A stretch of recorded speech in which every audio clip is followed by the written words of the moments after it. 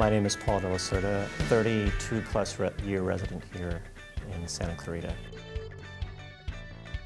We moved here, I went to junior high school, Clarita Junior High School, go Miners. And then after being a minor, I went to Hart High School, of course, to become an Indian. And it was in between there where I was new to the community. And I left all my friends behind in San Fernando Valley and tried to make new friends. And the club was a place where you could make new friends. And there were a lot of kids from all over the neighborhood. And I just felt I could go there and play games and be myself and make some new friendships and hang out for a little while till my parents came home from work, and then go home and be my family. So it was a really important place because when you're new to town, Boys and Girls Club is really a good place for someone to go to make friends. And I really owe the values of the Boys and Girls Club. The things they teach you, certainly the importance of having integrity and being ethical, and also health is a very important part of your life. I have to say the fondest memories and the fun that I had was relays. The relays we would have, that was always a great time. And of course, Jim has a way of motivating, and just getting out there and getting you to be your best and do your best. And it was through that type of attitude that I brought through school and Hart High School. We did some amazing things. And I'd say if it wasn't for the club and the influence of leaders like Jim Fentress and others who would volunteer there, I wouldn't be the person I am today and giving back to the community now. Well, academically, Boys and Girls Club really stressed the importance of school and staying in school. And for me, being first-generation college student, or a hopeful first-generation college student, is having good role models and being able to be in a college-going culture. And I think that's what was being built by the club, is encouraging students whose parents had never been to college, like mine, and making sure that we knew that we can do that as well. And so for me transitioning into a new environment, a new community, into a new school, it really allowed me to really think about choosing my friends wisely. And in that, I think I chose some great friends at Hart High School and a great team to be part of in the cross-country and track team.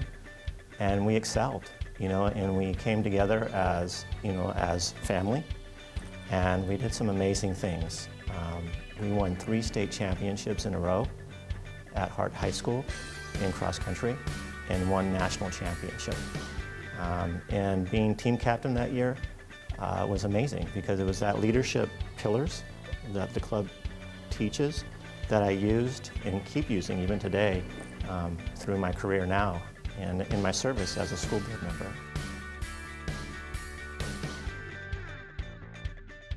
Where am I now? So I'm a father, a husband. I am a community servant, as well as a educator. So I'm a proud parent of 4 children. As far as a husband, my wife and I, Andrea, we live here. We're raising our family. We have a small business here, the Clover Agency, where she's a marketing and branding consultant. And then, of course, my public service hat. I'm a school board member. And lastly, an educator. I'm a dean in the community college system in Los Angeles, where I'm helping our next generation of higher education graduates. And I help our kids get scholarships. I help them, direct them in the right pathways and programs that can help them get good careers and start new businesses, and just also be innovative in their thought process of being the next generation workforce.